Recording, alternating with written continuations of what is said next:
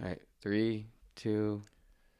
Mavs Gillis. Hey, Belly. One of the guys I love having on here is Mavs Gillis, friend of the show. You don't even need to be nervous when you come over because you know it's all smiles coming from you. It's good to be here again. Good to see you in a rink.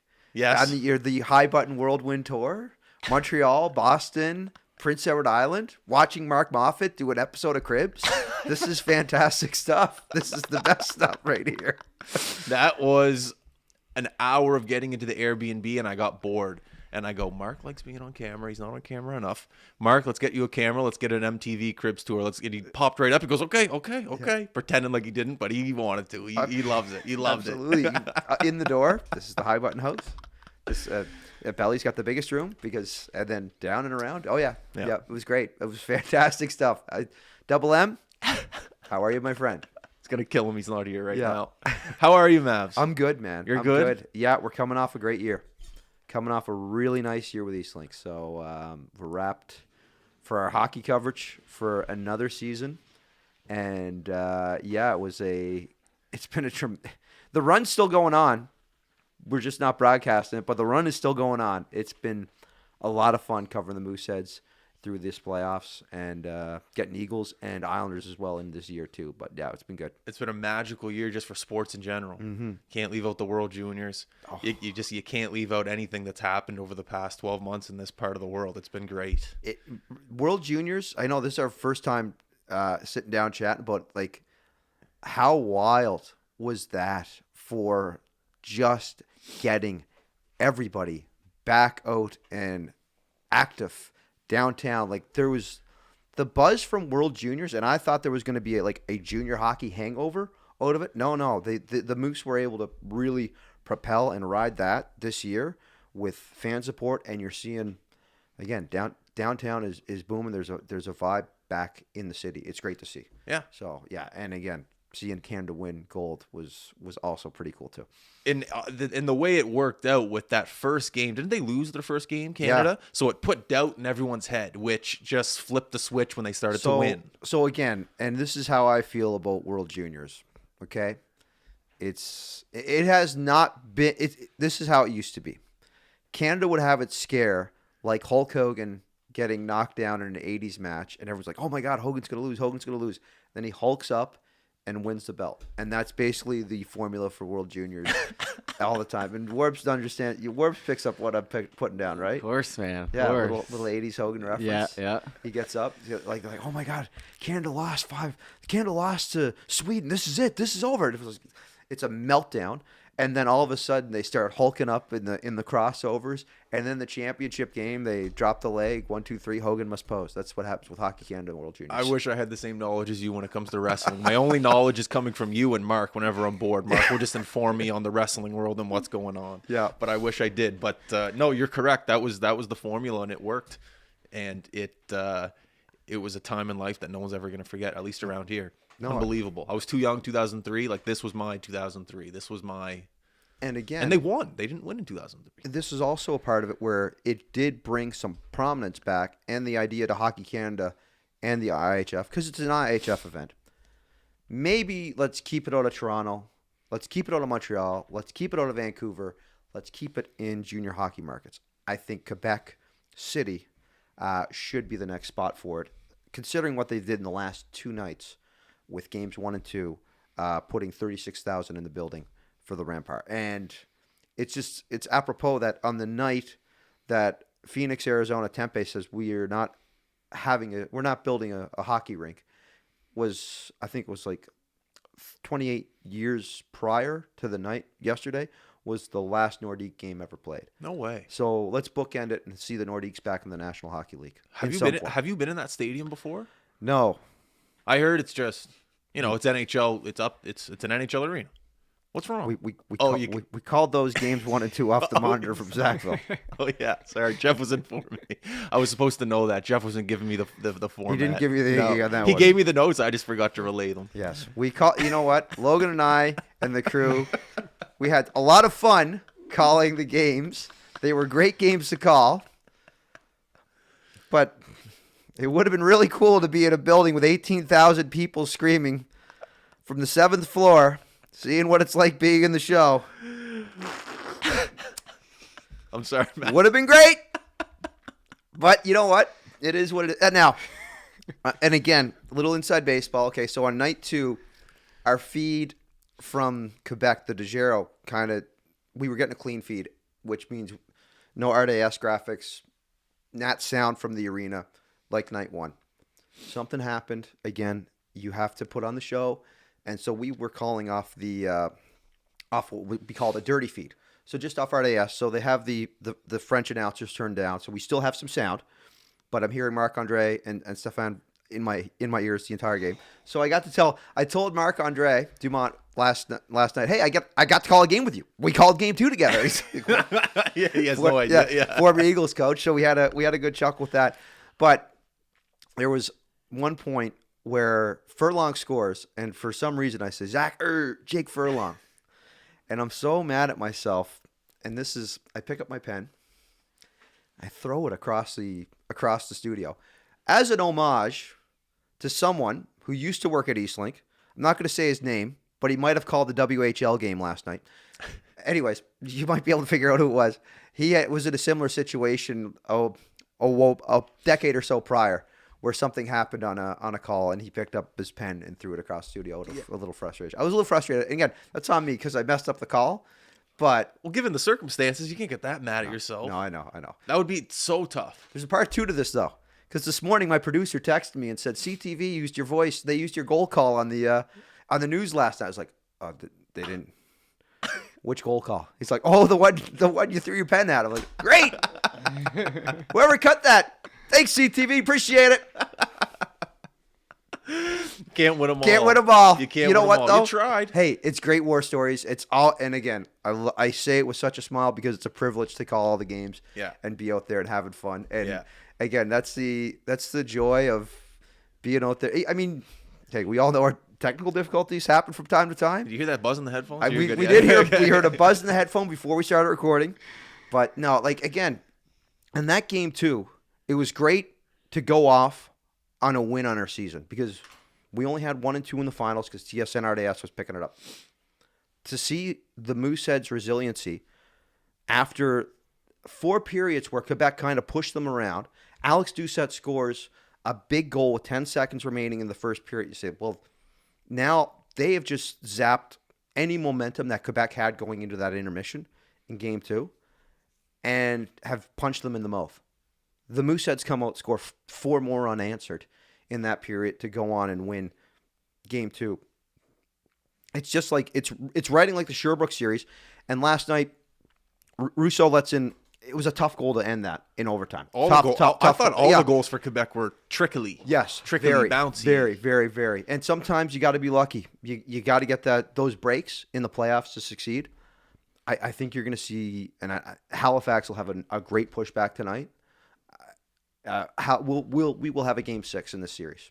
Yeah, back in Halifax. I firmly believe we're going to see the Mooseheads win tonight. Last night I was just saying, let's just go to overtime. Yes. What are we doing? It's just back and forth. You know it's going to overtime. Well, and it did feel like in the last 10 minutes of the third that they were on the ropes, and there was a lot of times where the Moose, it was uncharacteristic of their defense, were just swinging wildly at the puck, as opposed to, just swinging at it midair and missing, and allowing Quebec opportunities on Mathis Rousseau. I think tonight things will settle a bit more down with the defensive core, and we'll see the Mooseheads get back to their winning form. So yeah, that was the first time in a long time I've been really, really, really intrigued watching a hockey game, probably since the World Juniors. My neck was hurting just from the press box, just following everything, because on TV you're just sitting on the couch, but in person, it was a hell of a hockey game. Yeah. Whenever you see great hockey games, it brings you back to memories of when you saw games when you were younger. Absolutely. That's the love of the game. Yeah, and it was great. And that's not. And again, it's a great series. Now it's 2-1 Quebec. This is exactly what the Q wants to see. Yeah. They want we want a great series in the finals. Yeah, 100%. Yeah. The energy was up there in the press box too. Oh, you could feel it. Big time. You could feel the energy. Bill Barnaby, our audio guy, was up in the press box with us for a minute. He's like, I need to put a mic up here. That's who you're with yesterday. Yeah. He's like, this is where it sounds the best. Yeah. I'm like, yeah, of course. So I'm sure there's going to be we'll have to find a way to install a microphone up in the press box, but we won't put it over. I was gonna say. We won't put it over the Moosehead brass. Cam, Allie, guys, Scotty, don't worry. We'll take care of the business. We'll keep the microphone down a bit from where you guys sit. We'll make sure that you're Yeah, okay. that's a safe bet, I'd say. Where do you get your energy from? Where do I get my energy Other than from? coffee. Other than coffee. Appreciate the coffee. Creativity. Trying to be creative and trying to find new ways to emphasize points and get stuff over. I get a lot of creativity from that.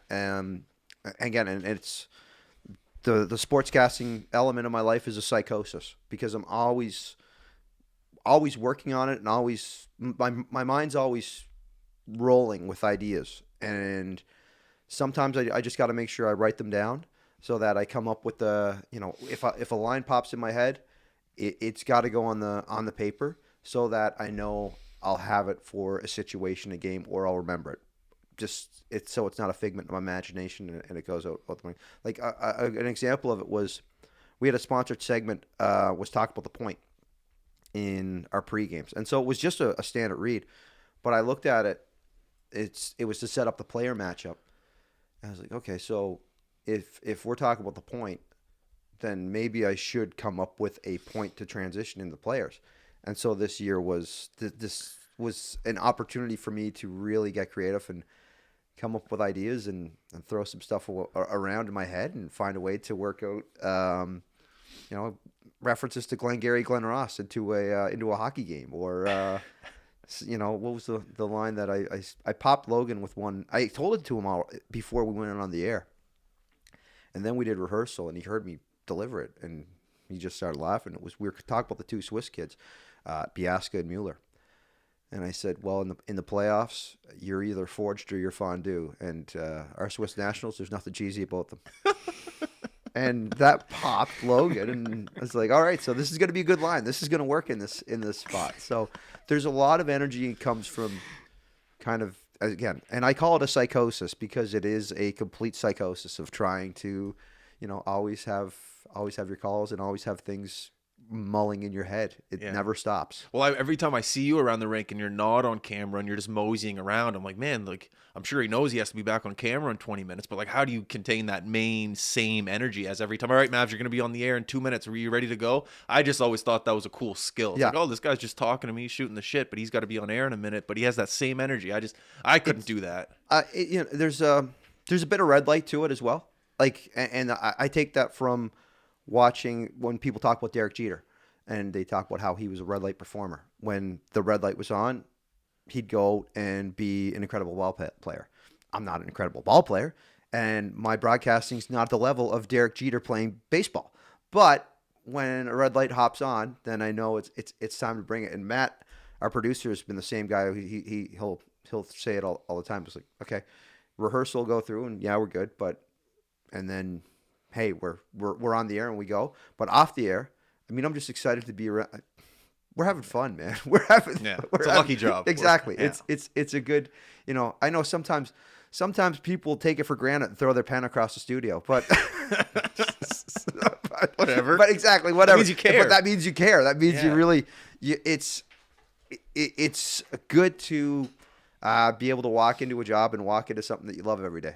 So yeah, that's where a lot of energy comes from it. So yeah, 100%. And there's going to be a lot of there's downtime coming in the summer because when I was driving out here, I knew I had to make the turn left because if I made the turn right, I was heading right to Crystal Crescent and I was going to test the water because I'll spend a bit of time out at Crystal Crescent this summer and back out on the golf course, and we'll see also if I can get a trip back on over international waters, see what happens on that side of things as well, see if I get some travel, but yeah, that's where a lot of energy comes from. I love watching your Instagram stories when you're at a wrestling match. Thank you, man. I love because you're right there. Yes, and you see some of these guys and the pain they're going through, and you're like, is that real? But you're like, yeah, it's an Instagram story. That's real. Yep. But the guy might not be able to walk tomorrow. But it's crazy some of the footage that you're getting on those stories. Where do they do those? So I've been lucky that I've been able to hop in at UCW, which does they'll run shows in Spryfield.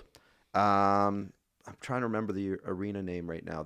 There's the rink and the gym next to it. Behind it. Yes. Yeah. Yeah. I call it the Spryfield Sportatorium because back in Texas, World Class Championship Wrestling back in the 80s, they ran a building. Their main building was called the Sportatorium. So I like to refer to it as the Spryfield Sportatorium. But UCW, Pro Wrestling Unleashed, which is at the Propeller Arcade downtown.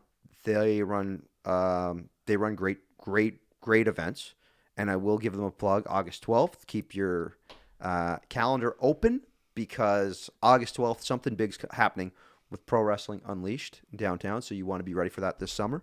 And then also I'm at the Toothy Moose with it is the one I call on oh man, it's blanking me right now. Hold on. I got to make sure I get that in there. Pro Wrestling. Oh my goodness. They're going to That's why it's a podcast. It takes an hour. There's no rush. Exactly. Freed's promotion. They just ran hold on. No. Downtown Wrestling. And then I run Downtown Wrestling as well. And they're at the Toothy Moose. I wasn't able to go to their latest card where they had a barbed wire death match. They got a lot of barbed wire, so we might see some more stipulations. Freed, they like to have maybe a bit more edge, a little bit of an old school ECW feel to it, maybe Shotgun Saturday Night. But that's been the three that I've been able to be around the last little bit. But again, the wrestling community in Nova Scotia, the Maritimes, is really blowing up. Yeah, I saw you say that. Yes, man, it is really blowing up now. Troy Merrick, Justin Newhook, Matt Connors, they've got a great great unit called Sabotage. Charlie Hubley, Hollywood Cole. That's a great name. They're doing fantastic stuff. There's a guy named Wayne Jugs out of Moncton. What a name. Wayne Jugs. If you're interested in looking at an interesting individual and character in professional wrestling, take a look into Wayne Jugs. And I will go behind the curtain a little bit on Jugs, because he trained here in Halifax about 2003, 2004, I think it was.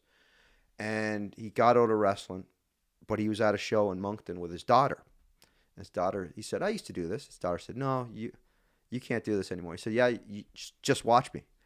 And so Jugs got himself back into shape, and just this past one of the recent cards at UCW, she was sitting on the aisle as Wayne went by her, and it was incredible. So that's cool. It was his daughter and his mom sitting ringside as he hopped in the ring. And again, I love wrestling, absolutely love it, and it's great to see the local scene getting its flowers. Emily Parker is one of the refs as well, and I'll put over Emily because she's second generation. She's from Truro. Her father was a ref, long-time official in professional wrestling around here.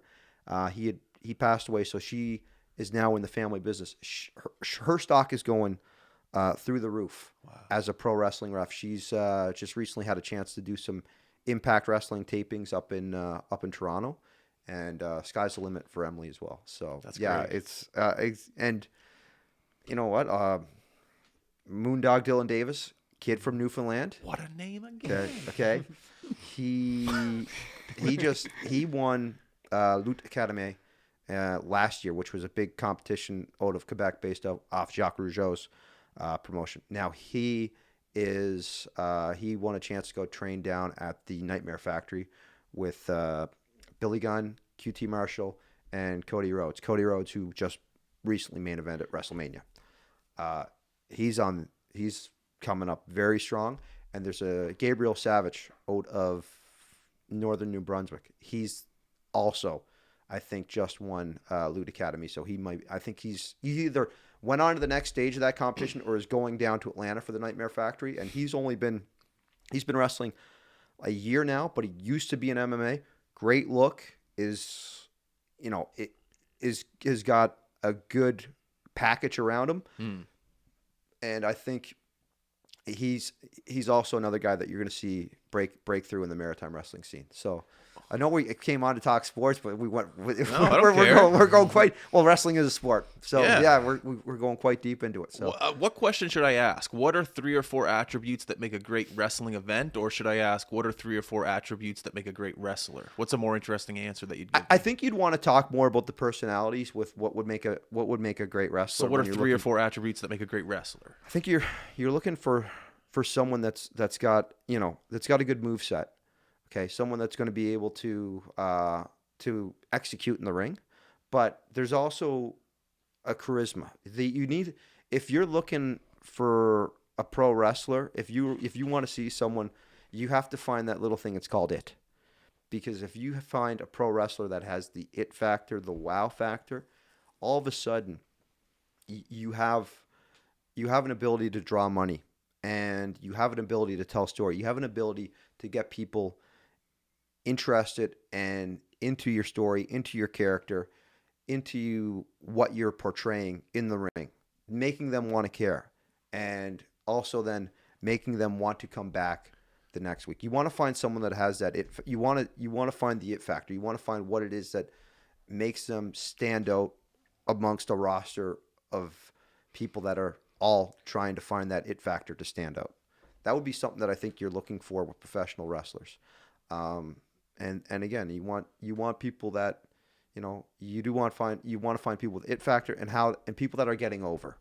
What does that mean? When I say getting over, it means they're able to execute and make the point of get what you want to see, what they want to see happen in the storyline, in the ring, in the match, really get it over and sell it as something that has a lot of stake, has a lot of matter. So that's, that has value. That's what you would be looking for in if you were, in talking professional wrestling. Yeah. You want to find the it, you want to find things getting over. And, in broadcasting now, it's wild because we have people out at our studio, they've never watched professional wrestling in their life, but they now know all the wrestling carny language and terminology of kayfabe, getting things over, the Iggy, the gimmick. They all know this stuff because they've been around this old boy for a bit. Yeah. And even to the point where, like it's funny because I'll send a wrestling meme off to Kenzie, and she kind of understands what's going on just based off of the lingo that I have used in the past. So there was a great meme with Bad Bunny talking with Kendall Jenner, and it was Bad Bunny explaining, Savio Vega came out, but he used to be Quang, which is, again, this is a very, very deep 90s wrestling cut. And she is just stunned. Like, oh, this is what it must have been like sitting next to me for all those years. That's Yeah. So, but yeah, that would be, again, that would be what you're looking for in pro wrestling. But there is a great maritime scene right now. Great. And the summer is when it really kicks up because the rinks have got their ice out. And you're going to be able to get events into the rinks. I've always flirted with the idea of going to do interviews with people before. Mm-hmm. I don't know if I could do the actual wrestlers. I don't know if I could handle the characters and bounce back, but like the fans, I could. Yeah, I think if you had the opportunity to go in and talk with the crew, talk with the guys and say and find out what they want to do. Yeah. Find out where they want to go with it. Maybe they want to sit down and have what would be called a shoot interview, where they just talk real, talk about coming up in the business as themselves. Like the wrestlers, you yeah, mean? the wrestlers. Like in their, not their character. Yeah, exactly. Okay. Just talking about the people behind the gimmick. Or they want to work you and they want to that's what I worry about. I tell you, I don't like getting worked. You know what? I tell you, but if you knew you were going into it, I think if you were to sit down with Charlie Hubley, you would have a fun conversation with the greatest of all time, Charlie Hubley, because he's a standout character. But any of the people that I've just talked about, and then some, there's fantastic stories in the maritime pro wrestling scene. That's wicked. Yeah. Is there a debate? I've always wondered, not always, but I do wonder this, of wrestling fans that are a little maybe upset that like Logan Paul's a wrestler and he's just there on this celebrity factor, and Bad Bunny, like, is there is a bit of a drawback because people will feel, well, why is Logan Paul or Bad Bunny getting that spot when XYZ Yeah. has worked 360 nights of the year to earn that spot and doesn't get it. I understand that.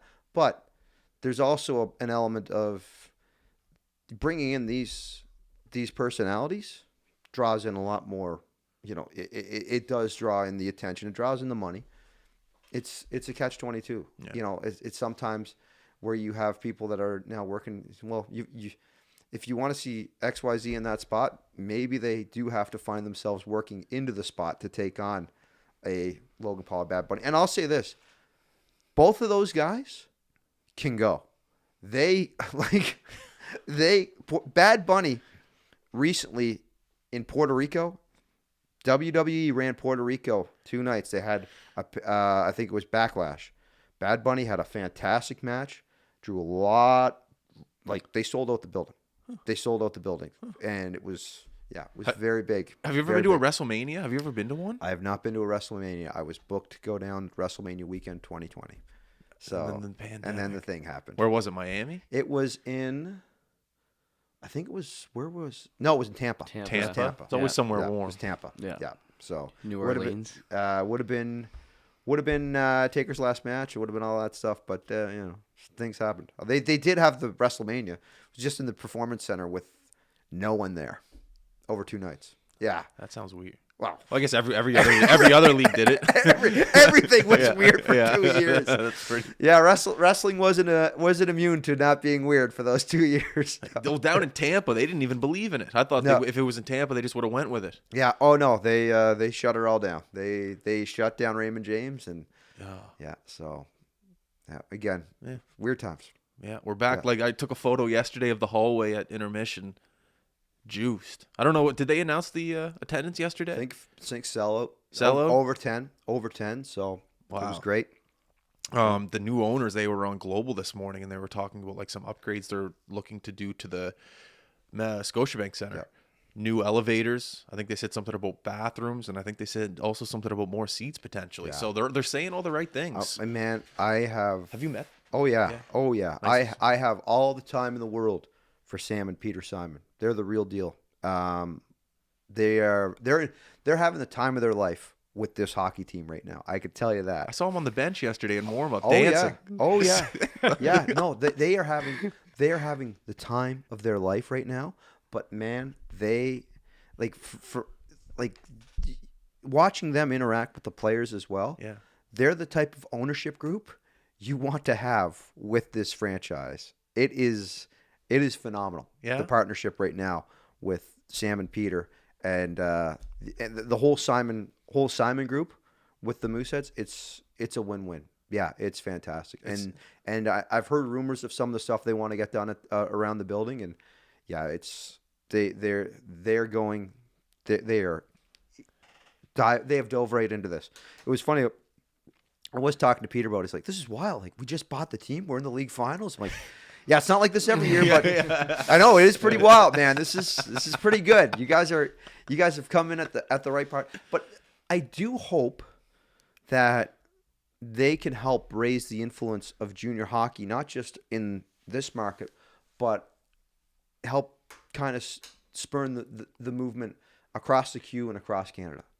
I think that to really start elevating, like they were in Sherbrooke, and they, again, you can't really do much about arenas and stadiums, but they're sitting there like, man, that's a great market. It's too bad their venue's so small. I wish they had a bigger venue. And this is something that you're going to see them try to, hope to push the tempo around the league and be good for growing the Q.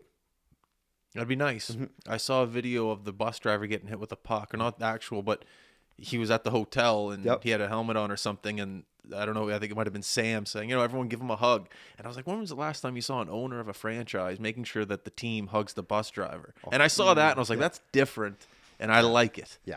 And that's kind of where, whatever when people speak, I don't really take it for face value. It's actions that I look at, and that was one of the actions. I'm like, okay, good guy. I like that move. Yeah. No. So it'll be cool. It'll be cool to see what happens. Very good people. Very Yeah. good people, and yeah, we're they've been very excited, and they're the first ones down by the locker room to congratulate the guys on wins, and they've been the first one there to say, "Head up, boys! You played your hearts out on the losses." So That's yeah, cool. it's really good. I want to talk about your influence with young individuals who are coming in the sports media world. He talks about it every now and then. Mark loves you. We have another guy, Troy, that people just talk about you and go, man, Mavs took me under his wing when I first came into this. And I'm trying to be the same role model as well. And I just wanted to get a couple things from you and how you take responsibility in that when someone's coming up and go, Mavs, I've seen you on TV my whole life. I want to be just like what you're doing. How do you go about that? I just think it's important to give back. I think that's very, very important, but it's also because I will remember back at my in coming up of looking up to guys like Dan Robertson, Harv Stewart, Paul Hollingsworth. Do you go back even further? Paul Meunier back in the 80s. This is the guy that was doing Belvedere Super Pins from the Sackville Super Bowl in 1986, okay? That Candlepin Bowling was on before Atlantic Grand Prix Wrestling, but on Saturday afternoon, 4-year-old me was not missing Paul Meunier and Belvedere Super Pins. That's right. Sponsored by a tobacco company. 4-year-old me was excited for the Belvedere product. To the point where, and now Meunier also, okay, so he was the sports guy on Live at 5 on ATV and was a guy that, again, as a 4 or 5-year-old, it's like, that guy's on TV. I know it's different. It's back in the 80s, but it's like when I met him at the 87 Canada Games opening at Center 200.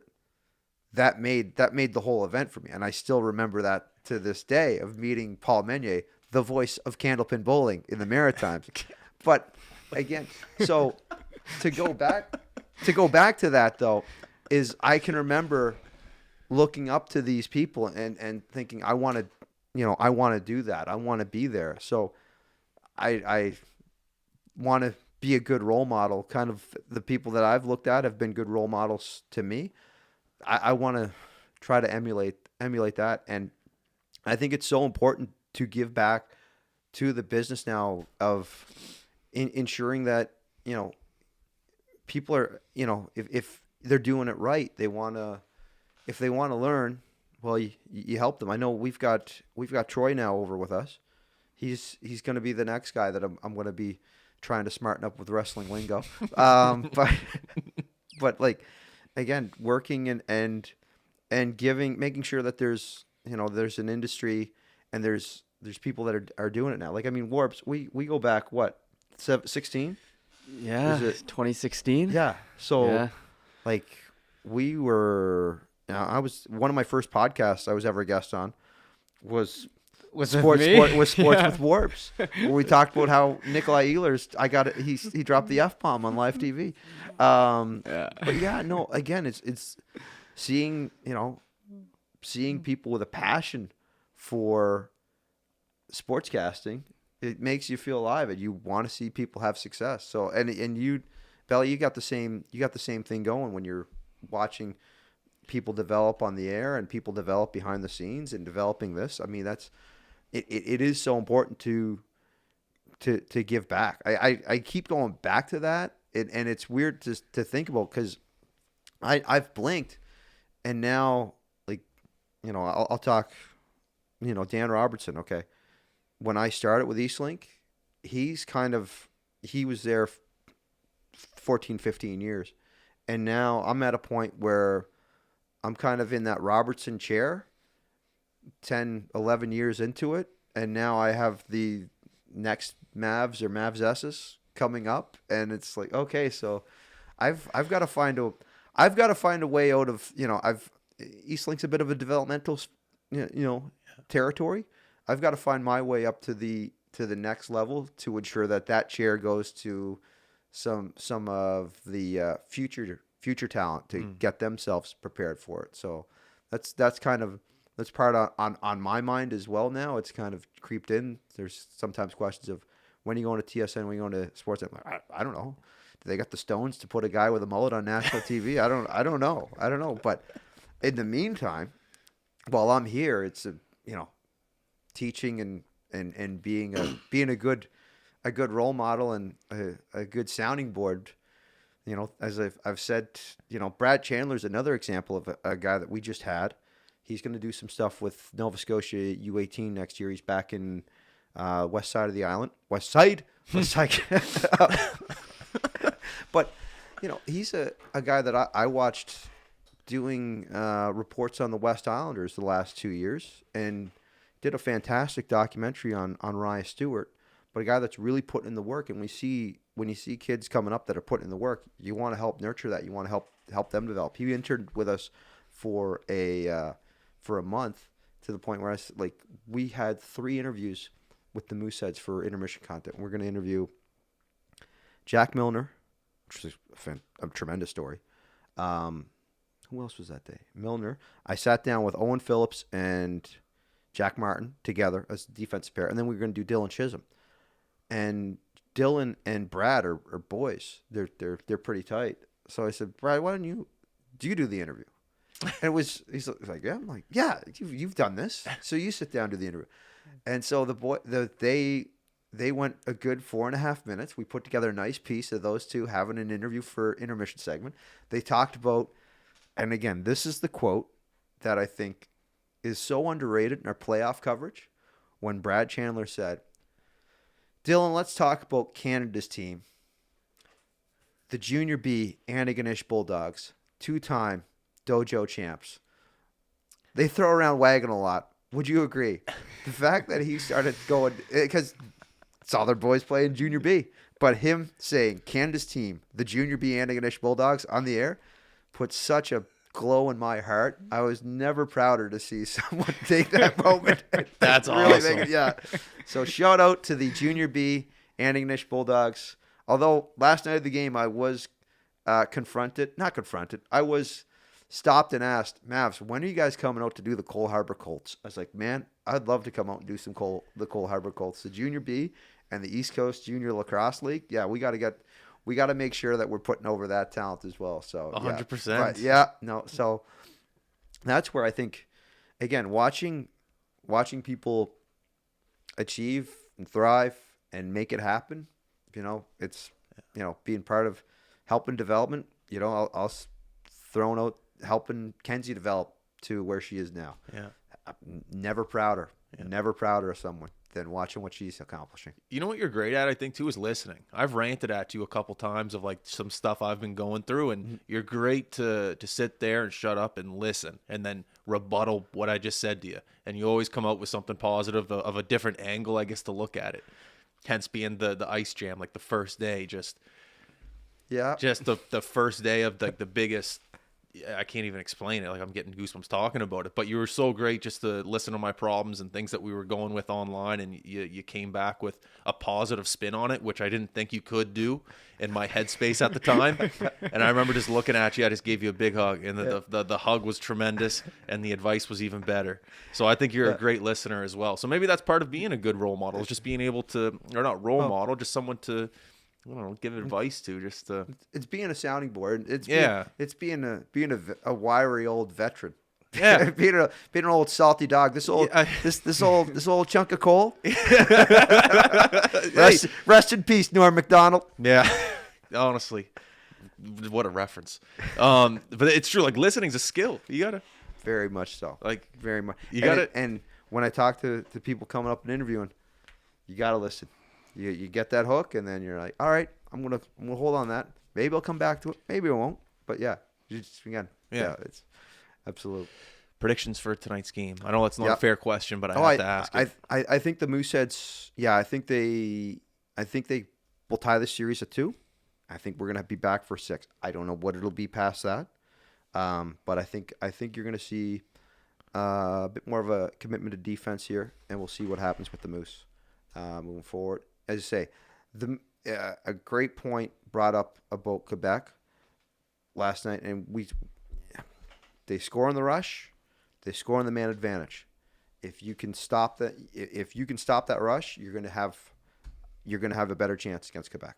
We'll see what happens with the Mooseheads. So Furlong impressed me. Yeah, it's the first time seeing him. Oh, that's true. I've seen him play, but yesterday he stood out. He reminded me of like Dobson in the Memorial Cup. He was out there He wasn't off. Let's put it that way. He's out there every shift. That's been the whole playoffs. Oh, for long. With Jake Furlong, man, he has been, he's been fantastic. He has really stepped up in that D1 spot and has been just the rock defensively for the Mooseheads. Calm, steady plays. Exactly. That's just what we want. And a big goal that I said, Zach urged Jake, and then it went on CTV. Thanks a lot, CTV. Yeah. Appreciate it. Love yous. Whatever. Your voice is out there. Exactly. You know what? And that's exactly. Hey, you know what I mean? And that's Your voice is out That's there. exactly what Morris said when I came back with that. We had a chuckle about it, and that's exactly what we said. Go with the flow. Exactly. Your voice is there. I called 109 goals over the playoffs, but we'll go with that one.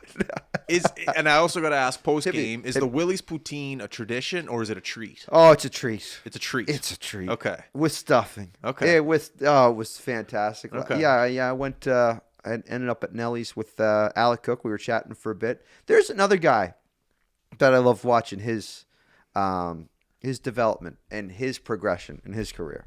Because Alex a kid, and Warbs knows, when the first guy he met at Eastlink. Yes, The on-ice sir. cameraman yesterday. Yes. Yes. Alec has developed basically from a guy who came to NSCC because he liked making videos, did some skateboarding videos back in high school, and the road that he has taken over the last 10 years and the development of him as a camera op and as a TV producer and as a content producer. I know he's at Resulta now. He did amazing stuff with it at Eastlink. He's doing amazing stuff at Resulta. But yeah, Alec Cook is the guy out on the ice in the white suit, not at World Juniors, but now at the Metro Center. Excuse me, Scotiabank Center. Beg your pardon. I can't believe I know. I'm not going to get mad at you. No, I don't blame you.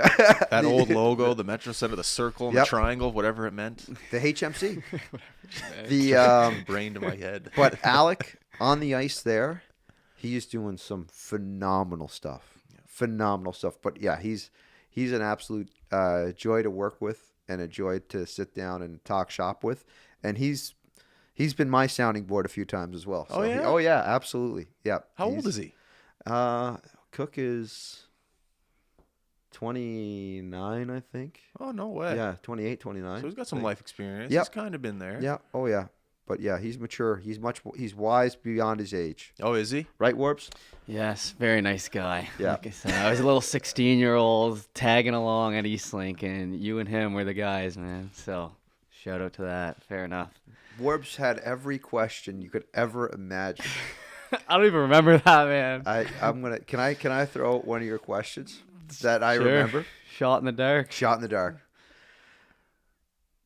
Hockey Day in Canada is coming. Was it Hockey Day in Canada or no? Oh yeah. Yeah. That was just me messing around. I know. though. I was know. trolling. I know. That's not I a real question. I know. When Warps goes, what if someone picks up a sandbag and whips it at Don Cherry? I'm like, what? I was 16. I know, was but messing I know, but I love that question. It stuck with me forever, and I still don't know the answer. What would happen if that? I mean, Don Cherry gets hit with a sandbag. Goes, tell your kids, just got hit with a sandbag. yeah. Jeff has his moments. Yeah. Yeah, I love it. A bit of troll in me. Yeah, That's the way it goes. that was great. No, but they were talking about how, like, back in the day, the studio, the set was basically the CIA would come in and say, Don Cherry's coming in. They'd clear the whole spot. Cherry would go in, do his thing, and then the CIA would leave. They'd get him out of there. So Warbs was asking the pertinent question of, well, what happens if someone attacks him with a sandbag? Yeah. What if? Yeah. It's good. Anything you know can what? happen. Yeah. You know what? I'm going to say this. There's probably someone at Sportsnet that sat down and had that on a sheet, on one of these yellow legal pads, and wrote it down. What happens if someone attacks Don Cherry? Yeah. What happens if someone attempts to attack Mr. Cherry with a sandbag? And they had contingency plans. Yeah. They have it worked into their floor map. Say, all right, so if something happens, we've got exit points here, here, and here. We go 8. We got Alpha, Bravo, and Charlie. We'll get out of here. Delta's way too far off. If we need the evac, Bravo Point is the quickest way to the hospital. Yeah. That's a comment of like a guy that sits in a meeting and doesn't say anything all meeting, but he knows the meeting's going to end and he has to say something. What if? Yo, what? Hold on. What? I'll spill the beans on. So a long time ago, I was working for the Metro Center / Scotiabank Center. One of the first events I did out of NSCC Public Relations was help work and organize on the Rolling Stones event at the Halifax Commons. Okay. And I could remember the conversation being, so what happens if Mick Jagger takes a heart attack on stage? And I was like, guys, like, we are way into the weeds here right now, folks. I am 23 years old, and I'm pretty sure we do not have to worry about if Mick Jagger takes a heart attack. Now, I will say this. I believe part of the plan was there was a doctor on call at the hospital across the way that if something was to happen to a member of the Rolling Stones, that would be the doctor on hand for them. So I guess they covered everything. Imagine if he died here. They'd probably change it to like McGregor or Mick Jagger Park or Mick something. Jagger Park. The Mick Jagger Commons. The Mick Jagger Memorial Commons. Honestly, Yeah. It sounds sick. It is pretty. It is pretty sick. Thankfully, Mick Jagger did not die at the Commons. Yeah. I'd go. Yeah. How much time are we at right now? 50 minutes. Question about the subs up in the press box. Okay. Can you take them? I believe so. I don't usually go to the subs for the press box because I'll be up calling the games. Now, they do go fast. The subs, and I know you were left. I think you were left. Well, I eyeballed the a last. couple. The last one was there, and you said no. I can't take the last sub. Well, I'm the new guy up there. Right exactly, now. which is it's a vet move though. That's a very vet move. But I can't. I felt bad because I had the last little bit of coffee, and there was a kid waiting with an empty cup. I was like, "Oh, do you want this?" He's like, no. I was like, okay, cool. So I made the right call. You made the right call. Yeah. It was a good. That's a vet move by you. That's a vet move. And my seat's at the very end. I didn't want to walk by with sub. I don't know. I get it. There's rules, unwritten rules. At the same time, the subs have been out. They were fair game, so you could have had a sub. I mean, I left the press box, and the last sub was there. I don't think maybe it's an unwritten rule that a sub has to stay. No, I saw that last sub. Yeah. Came back after intermission, and it was gone. Oh, okay. I was grossly misinformed then. I don't know, but who the gentleman had the second last one. I don't. Yeah, Bill had the second. Bill had the second last one. Yeah. Bill wasn't passing up sub. They're nice subs. They're beefy. Like there's tons Really? of meat in them. They weren't like the cater subs. They were real ones. No, it was from Subway. They don't have Subway in the rink anymore, which questioned me. Okay, they must have drove it up, but yeah, there's subs. There's subs there. There is subs. Yeah. So part of the catering. What is on the agenda from now until game time? From now till game time, probably gonna go downtown. What time is it, anyways? Like we've got some time. 2:00. I might go downtown. I do want to get some video editing done. I actually it was a nice little story. 16 people from Kamloops were in the building last night, including the mayor of Kamloops, their rink guy, councilman, because they're in town doing a bid for the North American Indigenous Games of 2027. So they were presenting their bid today. Hope it went well. But they have the Memorial Cup this year, so they wanted to come to junior hockey in Halifax, cheer on the Mooseheads, wear their Blazers jerseys, yell "Go Blazers!" Yeah. So we were actually informed the hotel they're staying at when they said we're from Kamloops, we're here to do a story. The hotel gave us a call and said, "Hey, there's a group from Kamloops here. You guys should come out and you got to be on Eastlink for that." Yeah. And so we got the phone call, and so I met up with them downtown. We had a good chat. We shot a nice little video. I posted a little video of the Kamloops fans and Halifax fans outside of the Scotiabank Center getting ready for the game. But yeah, it was really cool to see a crew of 16 be in town. They're excited. They're very excited for the Memorial Cup to be out in Kamloops. Kamloops. I'm trying to think of their WHL team. Blazers. Blazers. I'm trying to think of their jersey. Good fan base. Big B. Yeah, Blue and orange. Blue Yeah. and orange. good With a fan big base. B. Great fan Oh, base. oh yes, Yeah. yes. Flame in the yeah, middle. I've seen it. Me and the mayor of Kamloops made a deal last night. Of course, that's such a Mavs Because- line to say. Because Kamloops makes this claim that they're the tournament capital of Canada, and it's on it's on all their gimmick. It's like on their sleeve it says Kamloops tournament capital of Canada. I said, okay, that's cool. We kind of have a claim like that. For the long time, Halifax claimed we're the basketball capital of Canada, and then so I said, well, let's come up with something here. You guys can claim Kamloops can claim tournament capital of Western Canada. Halifax, we want to claim tournament capital of Eastern Canada. And we shook on it. So Mayor Mike Savage, when you hear this, you're welcome. You're welcome. now the official tournament capital of Eastern Canada. You know what? You got to split it up sometimes. Out west, there's Kamloops. Out here east, we've got Halifax. Mavs just making political decisions making for Nova decisions. Scotia. Just Mayor Mike. Next you're thing you know, welcome. it's going to be the highways. All right, we're going to fix that up. Spend Yeah. some money on it. Yeah. Next Next point, on the next on agenda. the agenda. Yeah. Mick Jagger Memorial Yeah. Commons. When Mick Jagger passes, Yeah. we have a second. Hulk Hogan Highway, Stone Cold, friggin' whatever. Oh you know, no! our- If we the Rotary. if we're gonna rename rotaries and highways based off of wrestlers' names, we're gonna have the Leo Burke Highway out to New Brunswick because that's where Leo Burke's from, and the Cuban Assassin Roundabout. Cuban was a big name in Atlantic Grand Prix wrestling back in the 70s and 80s. This is again, as talked about Belvedere Candlepins. There was Grand Prix wrestling, and the stars of Grand Prix wrestling were over like Rover, man. This is the 70s, 80s, and there's still folks that when I talk wrestling, always go back to the era of Killer Carl Krupp and Leo Burke, the Beast, the Cuban Assassin, all these guys that worked around the Maritimes. Yep, and it was and Lanny Poffo, who I worked with in Japan. Lanny Poffo and his brother. You might know his brother. I'm gonna let you stew on it. You don't know, Warbs? You want to help him? I don't know. Lanny Poffo's brother. I don't know. Ask Poffo? Mark. Yeah, Lanny Poffo's brother. Do I know him? Oh, you'd know him.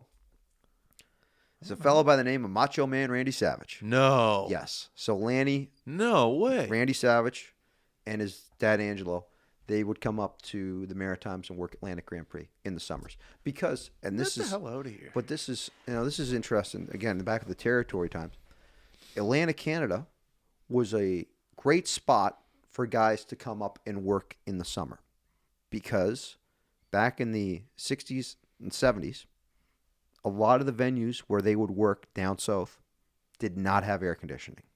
So they would be working in these arenas, these venues, and it would be 115 degrees outside and 140 degrees inside.